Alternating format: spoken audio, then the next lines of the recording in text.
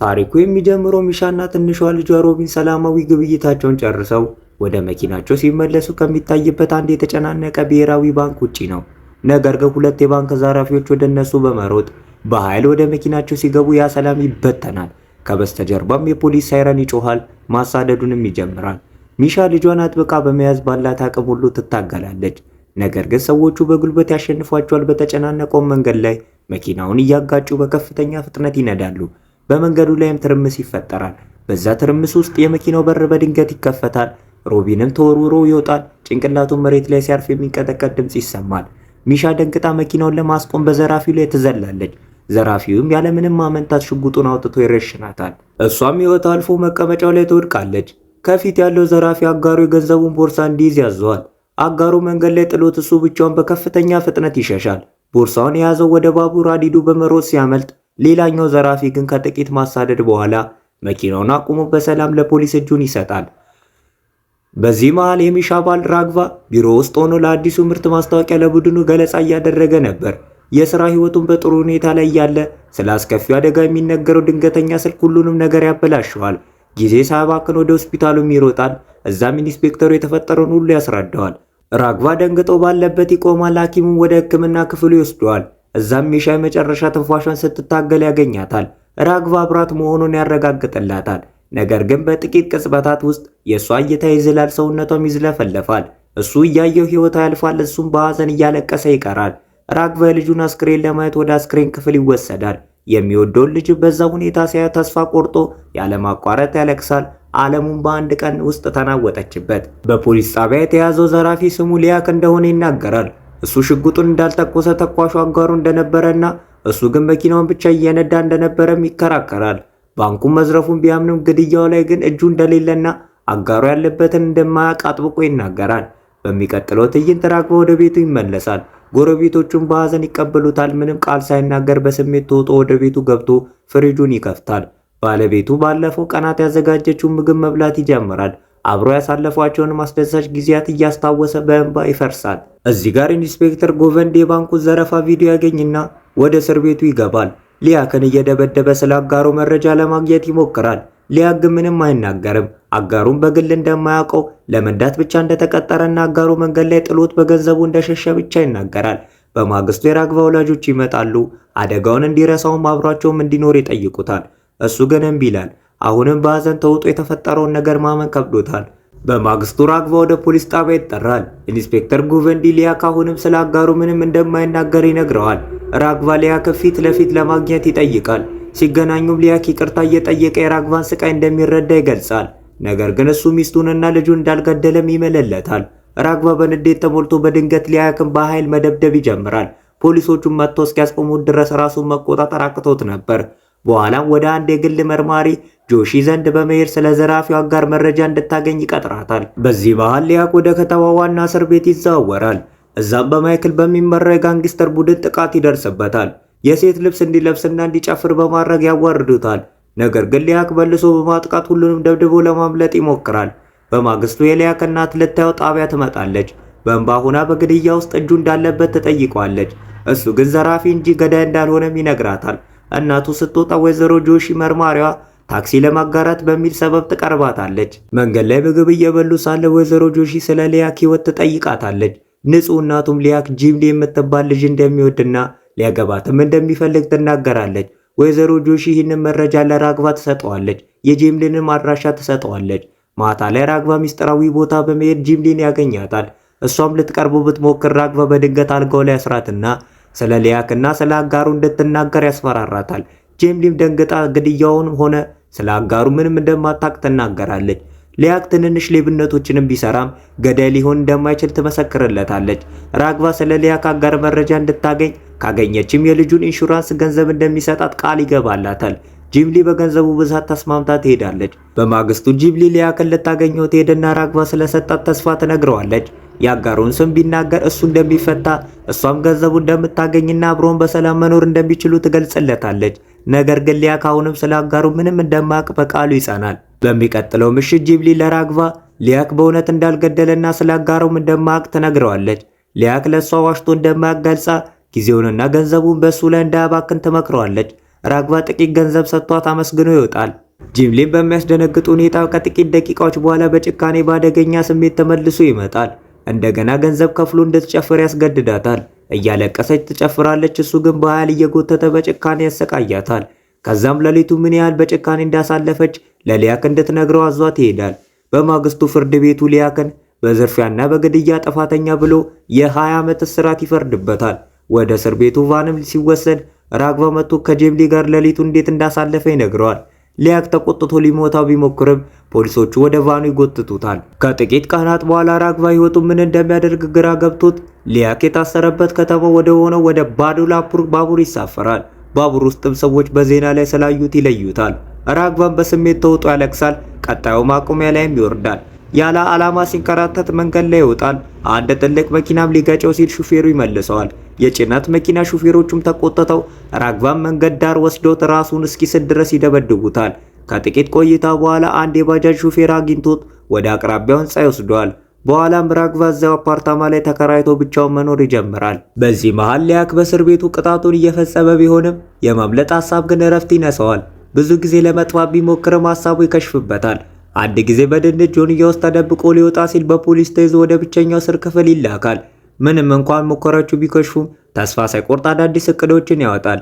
ሌላ ጊዜ እስር ቤቱ መብራት ሲጠፋ ግንቡን ዘሎ ያመልጣል። ፖሊሶችን ፍለጋ ይጀምራሉ። ብዙም ሳይርቅ ተይዞ ወደ እስር ቤቱ ይመለሳል። በዚህ ሁኔታ ሊያክ በተደጋጋሚ ሳይሳካለት 15 ዓመታት ያልፋሉ። በእነዚህ ዓመታት ውስጥ ሊያክ ጠንካራና ሸካራ ሰው ሆኗል። ማይክልና ቡድኑን በማምለጥ ሙከራ ሁልጊዜ ያሾፉበታል። ሊያክን በንዴት በቢላ ጥቃት እስኪሰነዝር ድረስ ይሳለቁበታል። በዛ ትርምስ ውስጥ ሊያክ በድንገት ራሱን ይጎዳና እዛው ይወድቃል። በሌላ በኩል ራግቫ ከአጎራባች ወይም ከሰዎች ርቆ በሚገኝ መንደር ውስጥ ብቻውን እየኖረ በአንድ መጋዘን ውስጥ ይሰራል። እሱም ፍለጋ አንዲት ሴት ቤቱ ድረስ መታ ስሟ ሾባ እንደሚባል ትነግረዋለች። እስረኞችን መልሶ በማቋቋም ላይ የሚሰራ ድርጅት ኤንጂኦ እንደምትሰራም ታስረዳዋለች። ሊያክ አሁን 15 ዓመታት በእስር ቤት ማሳለፉንና የማይድን የጨጓራ ካንሰር እንደያዘው የሚኖረውም 1 ዓመት ብቻ እንደሆነ ለራግቫ ትነግረዋለች። ሊያክ ተፈቶ የመጨረሻ ቀናቱን ከእናቱ ጋር እንዲያሳልፍ ራግቫ ይቅር እንዲለው ተጠይቀዋለች። ራግቫ በሐዘን ድምፅ የልጅሽን ገዳይ ይቅር ትያለሽ ብሎ ይጠይቃታል። ሾባ ለጥቂት ጊዜ ዝም ካለች በኋላ 15 ዓመታት አንድ ሰው ለመለወጥ በቂ መሆኑንና ያንን ለውጥ በሊያክ ላይ ማየቷን ትመልሳለች። ይሁን እንጂ ራግቫ ጥያቄዋን ሳይቀበል ከቤቱ እንድትወጣ ያዛታል። ከመሄዷን በፊት ሾባ ሊያክ በቅርቡ ለሕክምና ይፈታል፣ አንተ ግን ከ10 ዓመት በላይ በገዛ እስር ቤት ውስጥ ያለ ህይወት እየኖርክ ነው ትለዋለች። ንግግሯ ራግቫን በእጅጉ ይነካዋል። ማግስቱ ራግቫ የድሮ ቤቱን ይጎበኛል። በሚስቱና በልጁ ፎቶግራፎችና እቃዎች ተከቦ ሳለ በስሜት ተውጦ ሀሳቡን ይለውጣል። በሚቀጥለው ቀን ወደ እስር ቤቱ ሄዱ ኢንስፔክተር ጉቨንዲን ያገኘዋል። ኢንስፔክተሩም በቅርቡ ጡረታ እንደሚወጣና ያልተፈታው የራግቫ ጉዳይ እንደሚያሳዝነው ይነግረዋል። ራግቫን ብርቱካኑን ይዞ ከሾባ ጋር በመሆን ሊያክን ለማግኘት ፍቃድ ያገኛል። ሊያክ ራግቫን ሲያው ደግሞ ይቅርታ እንዲያደርግለት ይለምነዋል። ራግቫ ግን ይቅርታ የሚያደርግለት አጋሩ ማን እንደሆነ ከነገረው ብቻ እንደሆነም ይገልጽለታል። ሊያክ ግን አሁንም አጋሩን እንደማያውቅ ይናገራል። ራግቫ ሊያክ እንደተፈታ ከአጋሩ ጋር ተገናኝተው በገንዘቡ ከጂምሊ ጋር ለመኖር እንዳቀደ ይረዳል። ሆኖም ሊያክ በቃሉ ይጸናል። ራግቫ ይቅርታ ሳይሰጠው ለሹቡ ምንም ሳይላት ከክፍሉ ይወጣል። ያንኑ ምሽት የሊያክ እናት ራግቫን ልታየው ትመጣለች። መጀመሪያ ሊያነጋገራት ባይፈልግም የሊያክ አጋር ስም ሃርሞን እንደሚባል ትነግረዋለች። ስለ ሃርሞን መረጃም የምትሰጠው ልጇን ይቅር እንዲለው ብቻ በመጠየቅ ነው። በማግስቱ ራግቫ ይስማማል። ሊያክ ከእስር ቤቱ እንዲፈታም ወረቀቶችን ይፈርማል። ሊያክ ከመውጣቱ በፊት በማይክልና በቡድኑ ላይ ያሾፋል። እኔ ታይላንድ ሄጄ ህይወቴን እደሰታለሁ፣ እናንተ ግን እዚህ ዘላለም ትበሰብሳላችሁ ይላቸዋል። ሃርሞን አሁን ትልቅ ምግብ ቤት እያስተዳደረ እንደሆነ ይታያል። ብዙም ሳይቆይ ራግቫ ወደዚያ ይደርሳል። በሊፍት ውስጥም በድንገት ይገናኛሉ። ራግቫ በዝምታ ትኩር ብሎ ያየዋል። ሃርሞን ራግቫን ስለሚያውቀው ይደነግጣል። ያንን ምሽት ራግቫ የሃርሞንን ሚስት ኮኮን ይከታተላታል። የመኪናውን ጎማ ተኝቶ ጨለማ መንገድ ላይ ስትቸገር አጋጣሚውን ተጠቅሞ ወደ ቤቷ እንዲያደርሳት ያቀርብላታል። መጀመሪያ ብታቅማማ ቦታው ለሴት ልጅ ደህንነት አስተማማኝ እንዳልሆነ ሲነግራት ተስማማለች። መጀመሪያ ላይ ኮኮ ራግቫን ባለትዳር እንደሆነ ትጠይቋለች። እሱም የሚስቱንና የልጁን ፎቶ ያሳያታል። ኮኮ እሷና ባለ ሃርሞን ምግብ ቤት እንዳላቸው ነግራው ሚስቱን ይዞ ለምግብ እንዲመጣ ትጋብዘዋለች። ራግቫም ተስማምተው ቤቷ ያደርሳታል። ሃርሞንና ኮኮንም በትኩረት ይመለከታቸዋል። በማግስቱ ራግቫ ወደ ሃርሞን ምግብ ቤት ይሄዳል። ኮኮን በደስታ ተቀብላ ከሃርሞን ጋር ታስተዋውቀዋለች። ሃርሞንም ቢደነግጥም እንደማያውቅ ሆኖ ይቀርበዋል። ኮኮ ሚስትን ለምን አላመጣትም ስትለው ራግቫ ሚስቱንና ልጁን ከ15 ዓመታት በፊት በሁለት ዘራፊዎች መገደላቸውን ይገልጻል። ኮኮም በሐዘን ተውጣ ምግብ ለማዘጋጀት ትሄዳለች። ሃርሞን በጭንቀት ከዚህ በፊት ተገናኝተናል ብሎ ይጠይቀዋል። ራግቫን በረጋ መንፈስ በደንብ አውቃለሁ ይለዋል። ሃርሞን በባንኩ ዘረፋና በሚስቱና በልጁ ግድያ ላይ እጁ እንዳለበት ይነግረዋል። ሃርሞን ክሱን ለማስተባበል ቢሞክርም ራግቫ ለፖሊስ እንደሚያመለክት ያስጠነቅቀዋል። ሃርሞን ደንግጦ ምን ትፈልጋለህ ይለዋል። ራግቫ ነገ ቤት እመጣለሁ ብሎም ይወጣል። በበቀል ተሞልቶ ራግቫ በማግስቱ ወደ ሃርሞን ቤት ይሄዳል። በዚህ ጊዜ ሃርሞን ሁሉንም ነገር ለኮኮ ነግሯት እሷም በሐዘን ተሰብራ ነበር። ነገር ግን ለባሏ ባላት ፍቅር ራግቫን ይቅርታ ተጠይቀዋለች። ሃርሞንም ሚስቱን የገደለው ሊያክ እንጂ እሱ እንዳልሆነ ይናገራል። ራግቫ ግን አሁን ገዳዩ ማን እንደሆነ ግድ አይሰጠውም። በቀል ብቻ ነበር የሚፈልገው። ሃርሞንና ኮኮ የሊያክን የገንዘብ ድርሻ ጭምር ሊሰጡት ቢለምኑትም ራግቫ ተቆጥቶ ገንዘብ ሳይሆን በቀል ነው የምፈልገው እያለ ዕቃዎችን መስበር ይጀምራል። ትንሽ ሲረጋጋው ወደ ኮኮ ዞር ብሎ ሃርሞንም ማዳን ከፈለግሽ ከኔ ጋር ተኝተሽ ደስታ ልትሰጭኝ ይገባል ይላታል። ሃርሞን ተቆጥቶ ሊመታው ቢሞክርም ራግቫ በቀላሉ ያሸንፈዋል። ኮኮም ተስማምታ ወደ መኝታ ቤት ይገባሉ። መኝታ ቤት ውስጥ ራግቫ ኮኮ ልብሷን እንድታወልቅና ከውጪ ለሚሰማው ለሃርሞን የደስታ ድምፅ እንድታሰማ ያዛታል። ሃርሞን ከውጪ ሆኖ ይህንን ሲሰማ በውርደት ይሰበራል። ከጥቂት ቆይታ በኋላ ራግቫ ከክፍሉ ወጥቶ ሊያክ ለገንዘቡ ሃርሞንን ሲያገኘው እንዲነግሩት አስጠንቅቆ ይወጣል። ኮኮ ግን ለሃርሞን አልለካኝም፣ በአእምሮ ሊያሰቃየኝ ፈልጎ ነው ትለዋለች። በሌላ በኩል ሊያክ ከእስር ተፈቶ ወደ እናቱ ቤት ይመለሳል። እናቱም በደስታ የሚወዳቸው ምግቦች ታዘጋጅለታለች። የቀሩትን ቀናት በሰላም እንዲያሳልፍም ትለምነዋለች። ያንን ምሽት ሊያክ ወደ ጭፈራ ቤቱ ይሄዳል። ነገር ግን ጂምሊን እዚያ አያገኛትም። ሌላኛዋ ልጃገረድ ጂምሊ አሁን በአንድ ባለቤቱ እንደምትኖር አድራሿን ትሰጠዋለች። ሊያክ ወደ አፓርታማው ሄዶ ጂምሊን ያገኛታል። እሷም ከብዙ ዓመታት በኋላ ስታየው ትገረማለች። ጂምሊ ቅዳሜና እሁድ ብቻ ከሚመጣ ባለሀብት ጋር እንደተጋባችም ይረዳል። ከእሷ ጋር የመኖረው ህልሙም ይበናል። ለጊዜው የሚሆን ገንዘብም ትሰጠዋለች። እሱም ወደ ጭፈራ ቤቱ ተመልሶ ሌሊቱን ከአንዲት ልጅ ጋር ያሳልፋል። ሲወጣም የልጅቷን ስልክ በድብቅ ሰርቆ ይሄዳል። ሊያክ በሰረቀው ስልክም ለሃርሞን ደውሎ የገንዘብ ድርሻውን ይጠይቀዋል። ወደ ታይላንድም ለመሄድ ስላሰበ ገንዘቡን አሁኑኑ ይፈልጋል። ሃርሞን ቦታ ቀጥሮት ሳለ ኮኮ ለራግቫ ደውላ ነገሩን ትነግረዋለች። ራግቫም ገንዘቡን ራሱ ለሊያክ እንደሚያደርስ ይናገራል። በማግስቱ ራግቫ ሃርሞንን ሳይመጣ ኮኮ ቤት ይደርሳል። ኮኮ ራግቫ ወደ ቤት ታስገባዋለች። ራግቫ ወደ መኝታ ቤት እንድትገባ ይጠይቃታል። መኝታ ቤት ውስጥም ራግቫ አንድ ልብስ ሰጥቷት እንድትለብስ ይነግራታል። ኮኮ ለሃርሞን ደውላ ራግቫ ቤት እንዳለና እሷም ደህና እንደሆነች ትነግረዋለች።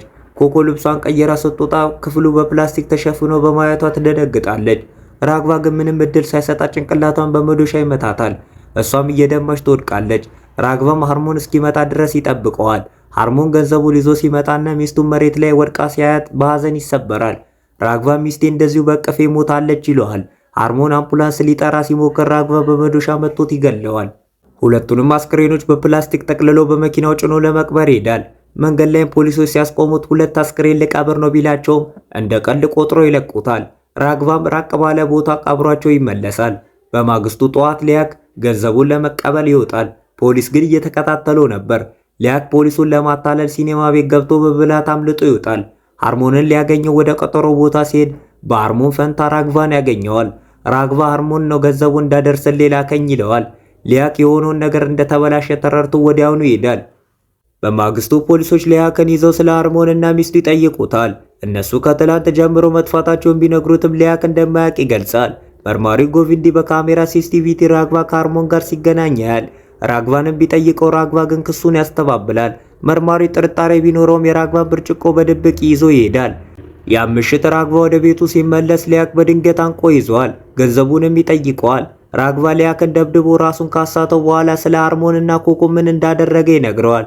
ሊያክ እኔ ለምን አልገደልከኝም ሲለው ራግቫ አንተ ቀድሞውኑ በካንሰር እየሞትክ ነው፣ በስቃይና በጸጸት እንድትሞት ፈልጌ ነው ይለዋል። ሊያክ ከመሄዱ በፊት ሚስቱን የገደለው እሱ መሆኑን ይናዘዛል። ራግቫ ግን የሃርሞንን ንጹህ ቤተሰብ በማጥፋቷን በራግቫና በሱ መሃል ልዩነት እንደሌለም ይነግረዋል። ራግቫ በዚህ ንግግር እጅጉን ይጸጸታል። ሊያክ ጂምሊን ለመጨረሻ ጊዜ ያያታል። በካንሰርም እንደሚሞት ሲነግራት እሷም ታለቅሳለች። የጂምሊ ባል መጥቶ ሊያክን በማየቱ ጂምሊን ይመታታል። ሊያክ ሊመታው ቢፈልግም ጂምሊ እንዲሄድ ትለምነዋለች። ሊያክ ለጂምሊ ባል ዳግመኛ ብትነካ ትገላለህ ብሎም ይወጣል። በሌላ በኩል ራግቫ ከከተማው ሊወጣ ሲል ጎቪንዲ ይመጣል። ከብርጭቆ ያገኘውንም አሻራ ሃርሞን ቤት ጋር ካለው ጋር እንደሚመሳሰል ሊያስረዳው እንደሚችል ይነግረዋል። ጎቪንዲ ግን በሁለት ቀን ውስጥ ጡረታ እወጣለሁ፣ ኤልያክን ገንዘብ ከሰጠኝ ማስረጃውን አጠፋለሁ ይለዋል። ሊያክም ለእናቱ መልካም ሰው ሆኖ እንድታስቡ አንድ ነገር ሊያደርግ እንደሆነ ይነግራታል። ራግቫ ለጎቪንዲ ደውሎ ገንዘቡ እንደማይሰጠውና የፈለገውንም ማድረግ እንደሚችል ይነግረዋል። ጎቪንዲ ራግቫን ሊያጋለጥ ሲዘጋጅ ሊያክ ወደ ፖሊስ ጣቢያ መጥቶ ሃርሞንና ሚስቱን የገደልኩት እኔ ነኝ ብሎ ራሱን አሳልፎ ይሰጣል። ጎቪንዲ ለምን የራግቫን ጥፋት እንደሚሸፍን ግራ ቢገባውም ሊያክ ግን በቃሉ ይጸናል። በሚዲያዎቹ ፊትም ጎቪንዲ የ15 ዓመታት ግድያዎችን በመፍታቱ እንደ ጀግና ይቆጠራል። ራግቫም ሊያክን ጥፋቱን ስለተቀበለ ግራ ይጋባል። ሊያክ ራግቫን ከቅጣት በማዳኑ ሰላም ተሰምቶት ወደ እስር ቤት ይመለሳል። ከ7 ወራት በኋላ ሊያክ በእስር ቤት ውስጥ በእርጋታ ሲሰራ ሾባ ትጎበኘዋለች። ከወራት በኋላም ጂምሊ ራግቫን ታገኘዋለች። ገዳዩ በካንሰር ስለሞተ አሁን ደስተኛ ነህ ትለዋለች። ሊያክ ለራግቫ ሁለተኛ እድል ለመስጠት ሲል ጥፋቱን እንደተቀበለ ትነግረዋለች። ራግቫ በቀል ፍለጋ 20 ዓመታትን ማጥፋቱን ይረዳል። በቀል ህይወትን እንደሚያጠፋም ይገነዘባል። ጂምሊ ስትሄድ ራግቫ ብቻውን ቆሞ ይቀራል። ቪዲዮን ከወደዳችሁ ሰብስክራይብ ማድረግ አትርሱ። በቃ ደከመኝ ጋይሶች፣ ደግሞ በእናንተ ምክንያት በቃ ጉዶኛለሁ። ለማንኛውም በቪፒኤን ይውልኝ ጉዱን ነገ ነው የምነግራችሁ። ለ3 ወር ዩቱብ በሆነ ምክንያት ቀጣይ ግን በቃ ምን አረ በስመ አብ አላለቅስም። እናንተ እያላችሁ አላለቅስም። እናንተ ብቻ አበረታቱኝ። ሰብስክራይብ አድርጉ። ሰብስክራይብ ያላደረጋችሁ ሰዎች ሼርም አድርጉ እንጂ ላይክም አድርጉ። በተለይ በቪፒኤን ይው፣ በእናታችሁ በቪፒኤን ይው። በቃ ምንም ችግር የለው። በቪፒኤን ብታዩ ምንም ችግር የለው። በቪፒኤን ይው። ሰብስክራይብ ታደርጉ፣ በቪፒኤን ሰብስክራይብ ታደርጉ ምርጥ ነው።